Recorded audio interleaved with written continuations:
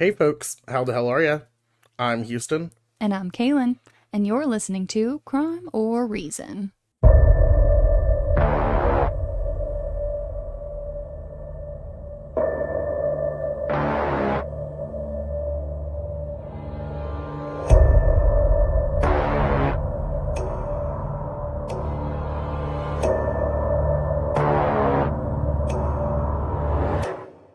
How are you today, Houston? Kaylin, you know exactly how I'm doing today. Today has been bullshit. Well, you know what? We're gonna make it better. We're gonna try. We hope that you guys are having a better day than we have started out having so far. It has been a pretty bullshit day. It has most definitely been. We have been working with audio troubles and just like system breakdowns, it feels like, all morning long. I got here super early. I was here before 9 o'clock. Here we are finally recording at 1 in the afternoon. But we got it figured out, so it's hopefully gonna sound a lot better for everybody all around. We finally made it here. It was a long time coming, but we came, we saw, we hit them right there in the jaw. And then we went. However that song goes. Yeah, so we got it all figured out, and hopefully this is gonna be a lot better of a setup for you all. Hopefully we sound a lot better, and you guys are gonna love it. Yep. Just a couple of things. We have short news. It's really quick. I'm not going to take long. So we've got spooky season.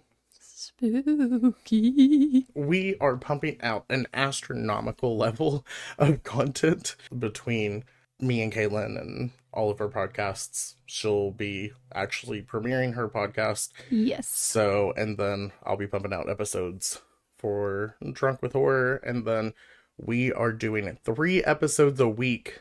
And we're super pumped to be pumping out 3 episodes a week for you all. We are. It's going to be a lot of fun. There's just so much content coming out for the month of October, literally starting on October 1st. October 1st is the first extra episode that you're getting because it's going to be on a Saturday.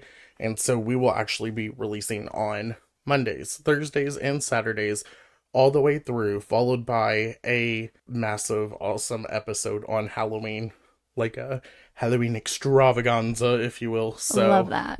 We're incredibly excited about that.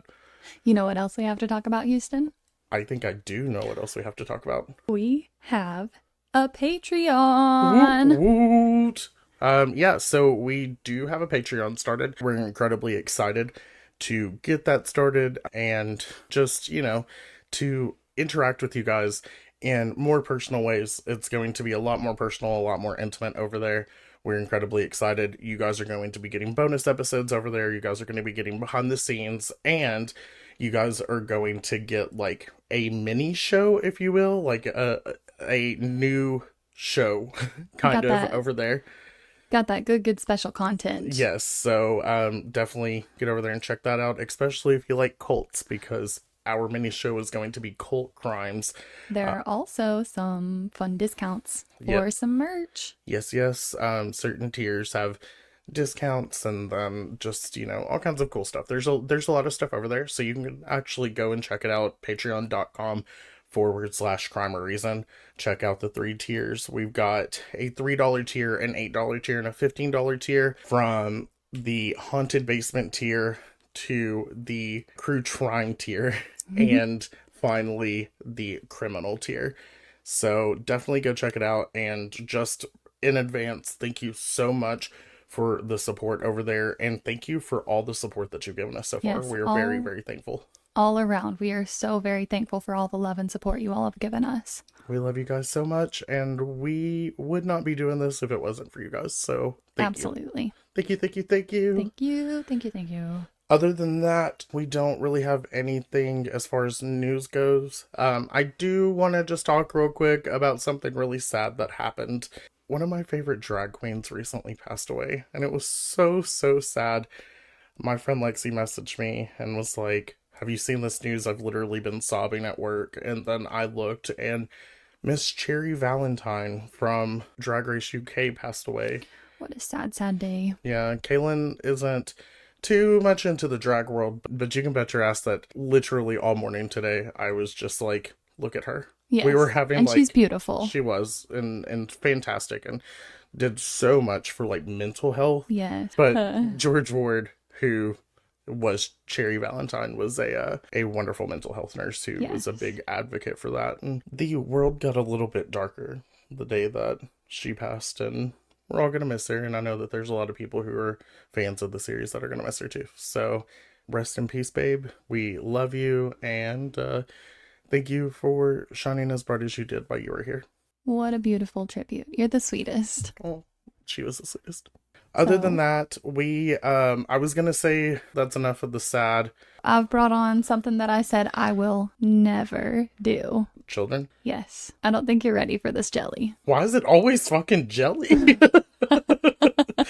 Can Okay. it not be jam for once? I love a fucking strawberry jam cake. Strawberry jam is the best kind. It, honestly. Like, why the fuck are we no even, jelly. like, still fucking around with grape? Like, why? Fuck grape. Who is she? I don't know her. I don't know her. But jam, what a woman. Absolutely. Anyway, all right, let's go. I'm ready to hear it. Yes. Today I am doing the case of James Patrick Bulger, and it is very sad.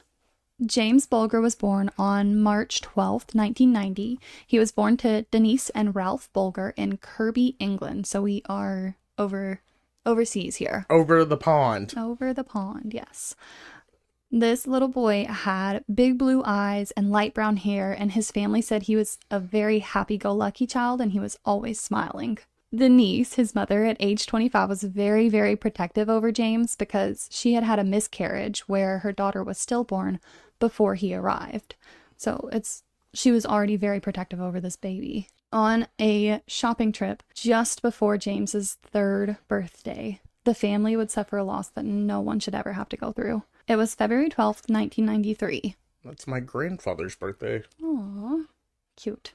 And both Denise and her son were at the Bootle Strand Shopping Center, and she was finishing up her shopping at Artemis Butcher Shop.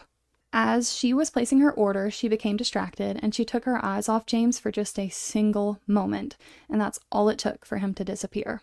Denise rushes outside looking for him as her very absolute worst nightmare has come true because remember, she's very, very protective over him. Right. The security at the shopping center failed to locate him, and so they called the police. And she described to them that James was wearing a blue anorak. He had on silver tracksuit bottoms with mustard-colored lining and some white trainers. This sounds like it came straight out of the 90s, this little outfit. 100%. By 5:30, when James hadn't been found, the shopping center starts to close down, and a missing child search begins in Bootle, Liverpool. So by Friday night, which is the day we're on, is Friday, there was still no sign of James. So the police worked through the entire night at both the Strand Shopping Center and all around, searching through the CCTV footage to see if they could find him. They do end up finding a video of James leaving the butcher shop, with Denise following shortly after in a panic.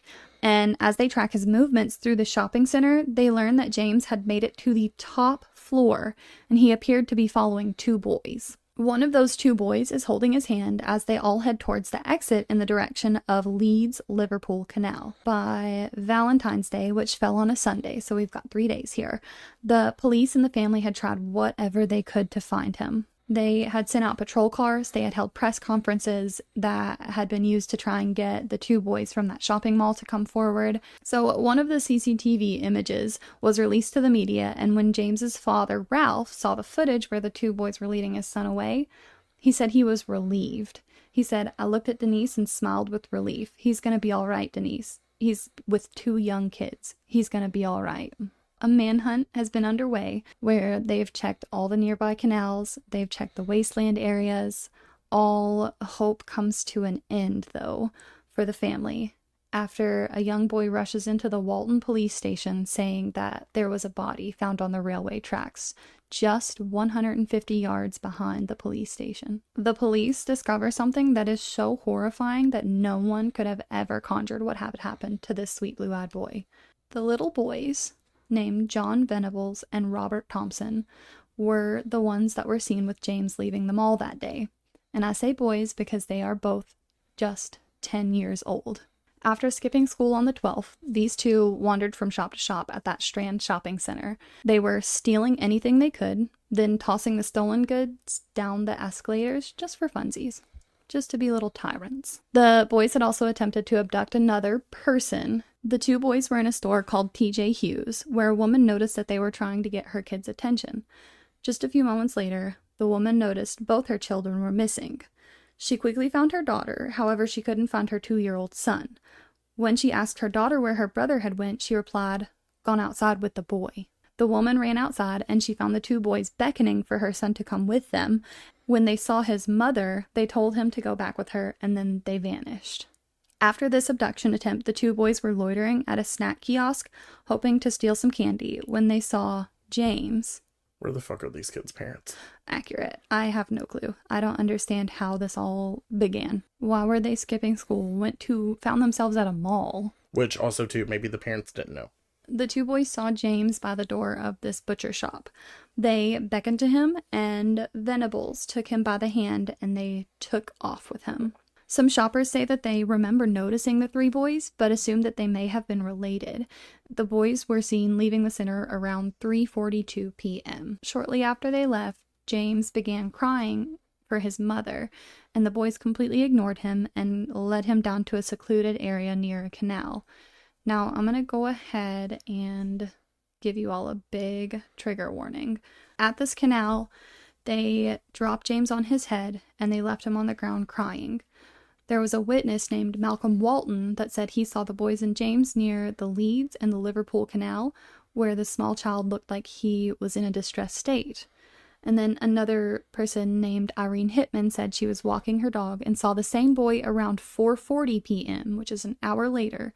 And she said that he looked frightened and said he had large lumps on his head. She said she told them to take the boy home, but she really didn't know their intentions. The boys wandered around Liverpool. They were wandering past shops and parking lots and buildings. And while here, one of the witnesses said they saw Thompson, the other boy, kick James in the ribs for resisting him. Jesus. So around 38 witnesses saw the boys with James. However, each were convinced in a different way that the boy wasn't in any harm's way. So the boys would say, oh, he's just my little brother. Or they would say, we just found him down the hill, and the person who they said that to told him to take him home or to the police station, saying he was like a lost boy. No. No. If you are an adult and you see two 10-year-olds walking a literal like toddler, and they're like, oh no, he's just lost, do not say take him home, take him to the police. You are an adult in that situation. You take him home, take him to the police, and while you're at it, also get those boys home, because that's not how you handle that situation. Yeah. And now, mind you, the little baby had bumps and lumps on his head and scratches. He had already been dropped down in the canal. So he looked rough. Still, they couldn't have assumed that these two boys were going to do what they did. So eventually the two ended up in Walton. Well, the three boys ended up in Walton, just across the street from the Walton Lane police station. They hesitated, but they made the decision to continue to lead James up the steep bank to a railway near where the old railway station was. This attack occurred sometime between 5:45 and 6:30, so we've covered a span of 4 hours almost now. Repeat trigger warning, because this is rough. So if it's not for you, go on and skip ahead here. Like I said, the attack was around 5:45 to 6:30. One of the boys threw blue Humbrol modeling paint that they had shoplifted earlier into his left eye. They kicked him, stomped on him, and they threw bricks and stones at him. They placed batteries in his mouth, and in some sources I found that they possibly inserted batteries into his anus. However, none were found there, so it could have just been like a rumor, but right. But I mean, even the like that part aside, it's awful. Just to the extent, like, what possesses 10-year-olds to be like? It's like I understand that kids are rough and they're wild and like, but this isn't like a doll. This isn't like your sister's baby doll. Like, you've got to know. I can't wrap my mind around it. And on top of that, it's like the psychology of like children. So like yeah, it's mind-blowing. Now, finally, the boys ended up dropping a 22-pound, which is 10 kilograms there, railway fish plate on James. Now, he sustained 10 skull fractures as a result of the bar striking his head. The pathologist stated that Bulger suffered so many injuries, 42 in total, to his face, head, and body, that none could be identified as the fatal blow. Thompson and Venables laid James across the railway tracks, and they weighed his head down with rubble in hopes that a train would hit him and his death would look like an accident. They got to the point that first off, it's obviously premeditated. They were out looking for somebody. But these 10-year-olds decided, hey, if we do all this on a railroad track, a train will hit them and it'll look like an accident. Yes. And huge trigger warning here. After the boys left, a train would hit James, and it cut his body in half. Oh, God. That's so gruesome. Ugh, my heart is, like, dropping. I can't, like, this is awful for me to talk about. Right, yeah, no. It's like, and, like, just like you said last week, whenever we're reading it and typing it, it's so different than whenever we're actually talking about it. Yeah, like, having to say it out loud, it makes it, like, it's already real researching it, but, like, the reality really sets in when you have to, like, discuss it with somebody else. Yeah. It's always harder to get words out than to just see them. Yeah. So now the police suspected that the boys had sexually assaulted James because his shoes, socks, pants, and underwear had been removed. The pathologist's report also said that his foreskin had been forcibly pulled back. What the fuck was actually wrong with these kids? I really don't know. It's awful. Awful. What I'm they like did. ill. Like that's like nauseating. It's one of probably the worst cases I've read so far. Now, this leads us up to Valentine's Day, when the group of boys found it was a group of boys that found it, but one went to the police station. Oh, that's rough too. Yeah, young boys who found his mutilated body, and the one boy, like I said, went and told the police. The multiple things that these boys used to cause injury were strewn about the scene: the iron bar, stones, and bricks, all covered in James's blood. The police saw the evidence and presumed that the two boys were likely the murderers because of the fact that they had stolen all this, like, they had stolen the paint, specifically, like, things were missing. That's another thing too. They'd been shoplifting all day. They had all these things. A lot of that they had with them. So these kids had been shoplifting. 10-year-olds. They were getting away with it. Throwing it down the escalators. Still getting away with that somehow. Yep. They were able to coerce kids twice. One they actually got away with. They were even able to take some of the stuff that they shoplifted with them on this trip for them to then use in the crime. Under what circumstances were these 10-year-olds able to do all of this without a single person of, like, authority stopping them?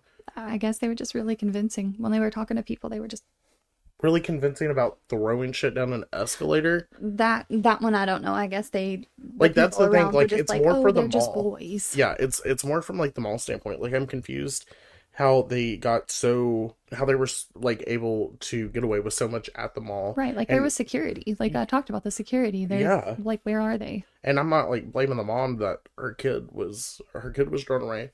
That's not what I'm saying. What I'm saying is how are these kids able to do so much of that and just not a single time security, a store, like, associate from anywhere just be like, yo. Right. We've gone through an entire day's worth of events here. Like, it's gone from morning when they started skipping school to we're at 5 or 6 at night. And were the parents not called when they skipped school?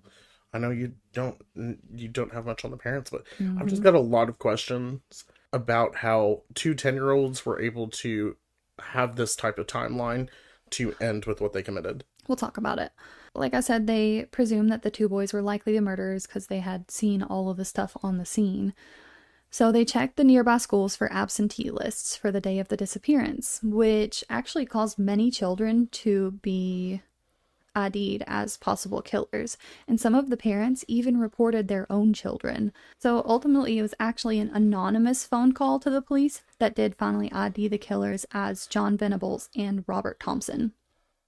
The caller told the police that the boys were both absent and that they had seen blue paint on the sleeve of Venables' jacket. The police actually were not convinced at first that these boys were the ones on the CCTV footage.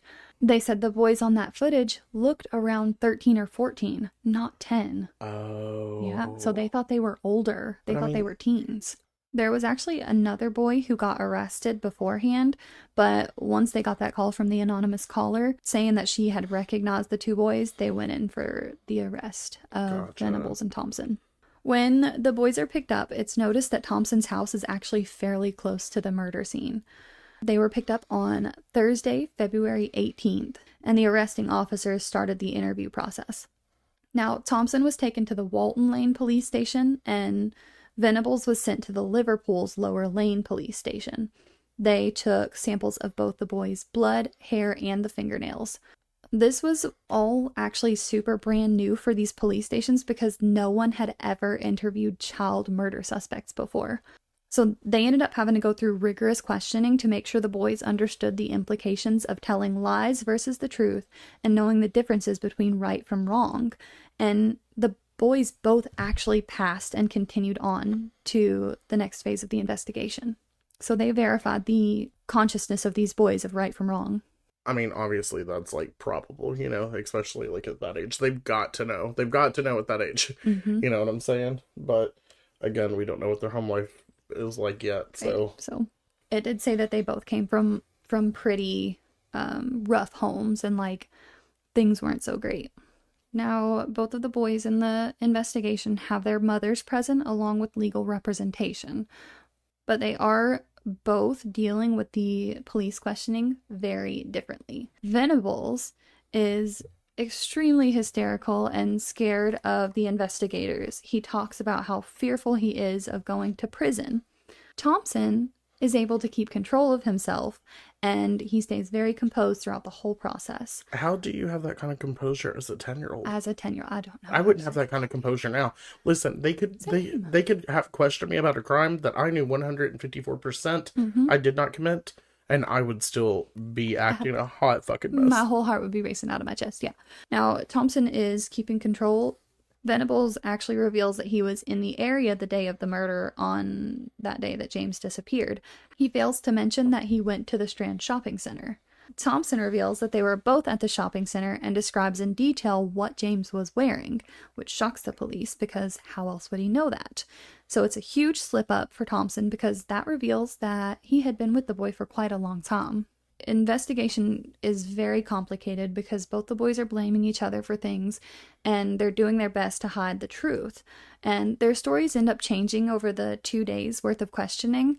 And Venables asks if you can get fingerprints off of skin, and that's when the breakthrough happens. He was freaking out because he was saying, oh no, they can get my fingerprints off of this boy. When Thompson actually starts talking about James, his anxiety causes his leg to shuffle. Finally, by Friday, February 19th, Thompson admits to taking James down by the railway. There's actually an eerie moment that really unnerved the officers when Thompson actually imitates James wailing for his mother.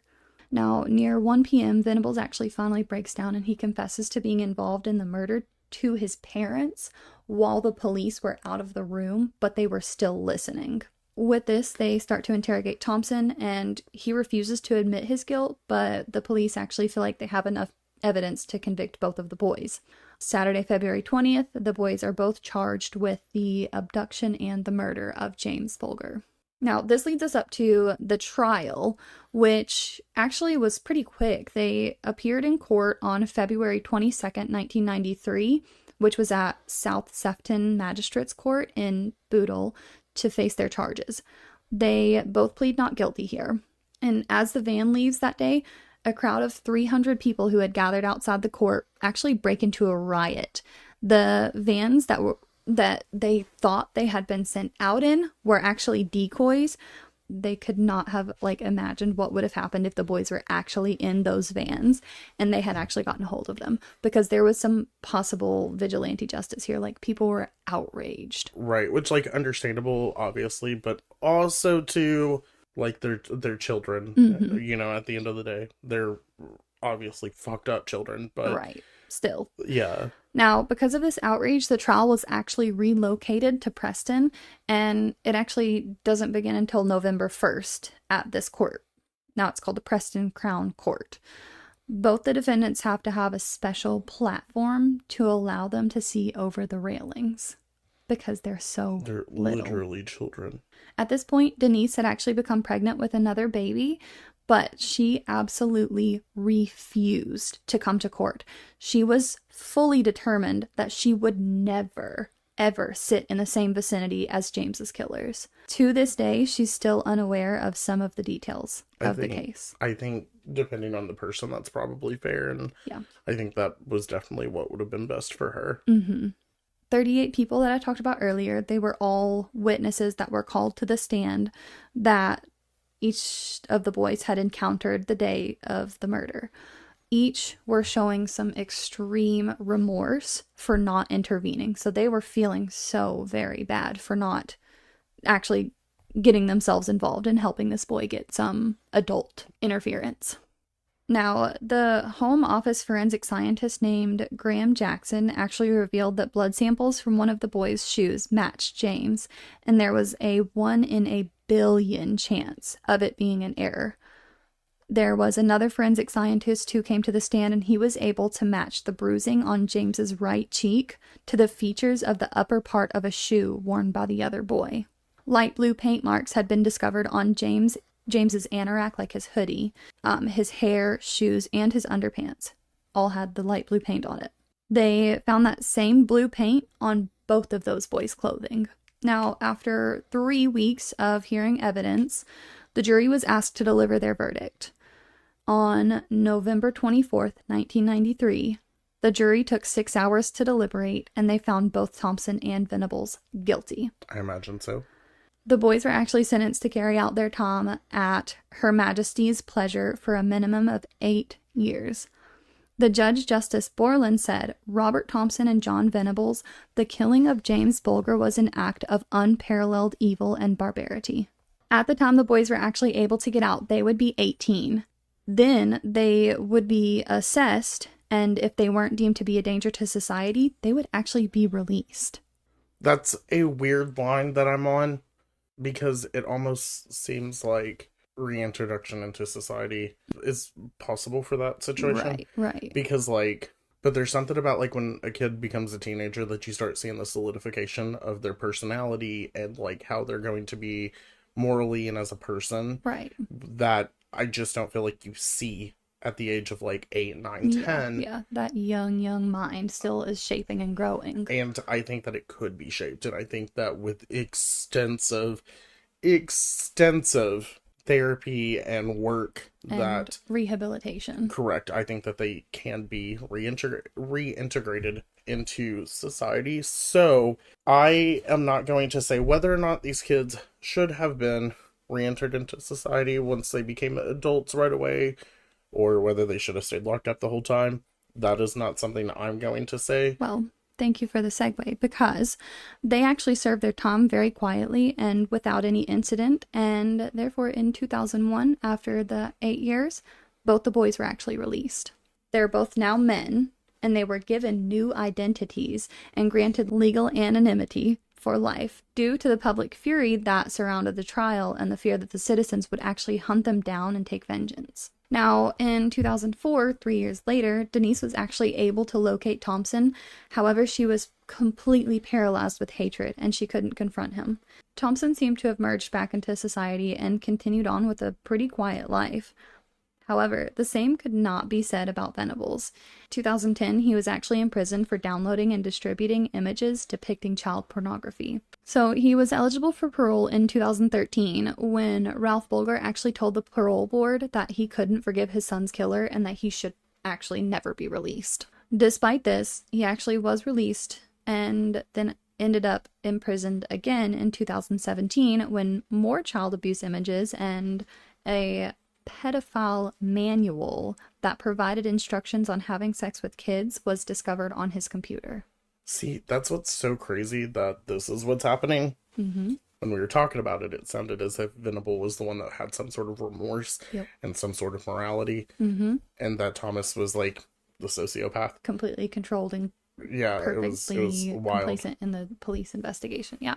we're seeing like a switch. But Like a big. honestly, a lot of what's happening now could have been upwards trauma Mm-hmm. from having to deal with it. And I'm not saying like he had to go through this, he had to like there was obviously trauma after he committed the heinous crime that he did. Right. That doesn't like I'm not sympathizing with him, but Mm-hmm. what I'm saying is due to everything that he went through afterwards. Yeah. Right. I mean, it makes sense that he would have turned out this way. Yeah. Yeah. After they discovered all of this, he was sentenced to 3 years and 4 months. February 18th of 2018, the Daily Star reported that Venables had been attacked in prison with boiling water after an inmate discovered his identity. A month after the boys were found guilty, Denise actually gave birth to a baby boy and named him Michael James Bulger. Which this became the reason for these parents to continue living. After their world was turned upside down, it wrecked their marriage and it sadly fell apart. I imagine so. You see that kind of a lot with the death of a child or the death of a couple children, you know. I think that's, probably what happened with like my mom and my dad. Is that like once my sister passed away and then like even me being born just wasn't enough to like keep them together. It's so, hard. It's yeah. hard. It's a lot of emotional turmoil that you have to go through. Right. So now Denise and Ralph split in 1994, and they actually both later remarried. Denise in 1998 to Stuart Fergus, and she actually later had 2 more sons with him. Ralph remarried and has 3 daughters with his second wife, so they both grew their families a little bit more. In 2011, the year that James would have turned 21, Denise launched the James Bulger Memorial Trust. She said she had been dealing far too long with the death of her son, and she wanted to see something good come of it. After being inspired by Esther Ranson and Red Balloon Charity, she seeks to help benefit and support young victims of crime, hatred, or bullying. Her plans are to give rewards to those who have shown exemplary conduct in helping others. She actually provides free travel and holiday accommodations for children and families, and she created the James Bulger House charity, where you can actually nominate a deserving young person for a holiday at a beautiful, beautiful lodge near the Ribby Hall Village near Blackpool. Okay, ma'am. All in England. Now, I'll actually link the website in the show notes because they still do events and sponsors in James Bulger's name. So she made something really awesome of it. I highly, highly suggest to go check out that website. It's pretty awesome. They had something up whenever I looked at it about like skydiving, and they're like, couldn't be me. So they like pay for these holidays and vacations for those families of, victims of like bullying, crime. And you can nominate someone for this. Like you can go on there and say, hey, this person's done a really awesome deed. So here's why, and here's why they should get a vacation. Right. And it's paid for. That's so awesome. Yeah. Though, like, just rewarding good behavior to promote more good behavior. Right. And I like that there's like an emphasis and a focus on like bullying and standing up to it. Right. And she, like I said, she even has like a house that you can go stay at over there. It's beautiful. I highly, highly recommend taking like a time to look at the pictures. It's incredible what she did. Kudos to those parents. For sure. Well, how you feeling? No, it's definitely an intense case. Overwhelming. It's very, very awful because of how young everyone involved is. Right. So let me I'm gonna come here with my verdict, and by verdict I mean come clean. Kayla and I actually knew this case beforehand. I knew you did. It's fine. You weren't shocked. Here we go again. No, I never get to shock you. No, like I was. Well, I learned a lot. I learned first off about the positive, because like I said, it's overlooked a lot. So I got to see that, and I didn't know much. I mostly just knew about the crime. Yeah. And specifically, like once you said like the thing about the paint, I immediately was like, I know this. It's crazy. Yeah, like it's such a wild fucking case. But yeah, you taught me a lot. Like I said, outside of the crime, I didn't know much. So I got to learn and kind of see what happened with, the boys afterwards and all that. So you definitely informed me of a lot. Yeah. So I do appreciate it. Good case, good episode. Thank you. So, I mean, hard episode. Hard episode, but what the fuck is that? I really wish I could Are tell they you why. drag racing I think down so. the fucking street? Well, guys, I guess that is going to be it for us today. Make sure you do all the normal. Make sure you follow us on our social medias at CrimeOrReason. And hit up our Gmail at crimeorreason@gmail.com. And also go check out our Patreon. Yes. We are so excited for you guys to hopefully participate. And we thank you so much for anything. We're trying to roll out some awesome rewards for that. It's going to be a fun time. The perks are great. There's a lot of good perks there, and all of that content will be uploading starting on the 1st of October, which is here soon. Don't forget to stick around for spooky season because it's about to get fucking wild. And also make sure, guys, give us some reviews. Please throw some likes, ratings, reviews in there. Let us know how we're doing. Right. A lot of times you get told, they always told us in theater that when we got to the end of each rehearsal and they would give us notes, they always said no notes are the best notes. However, Caitlin and I are depressed millennials who need validation. So if you could please let us know how we're doing or how we're not doing. We need to know just so that we can constantly be, bettering ourselves. Yes, revolutionizing. Yeah. Ooh, yeah. But just making everything better for you guys so that you guys enjoy being around us. That's what we want. We want you guys to enjoy listening to us. And we thank you for listening to us. Yeah, and we you guys are awesome. hope that you stay around because stuff's about to not be so intense in the next few episodes. Yeah. I think there's like one more intense one, right? One more intense one, and then we're going into spooky season with some fun spooky episodes. Fun. I can't freaking wait. We told you guys it was going to be rough, until spooky season. But other than that, just in the meantime, come back and see us and make sure that you stay safe. You stay healthy. And stay criminal. Bye, guys.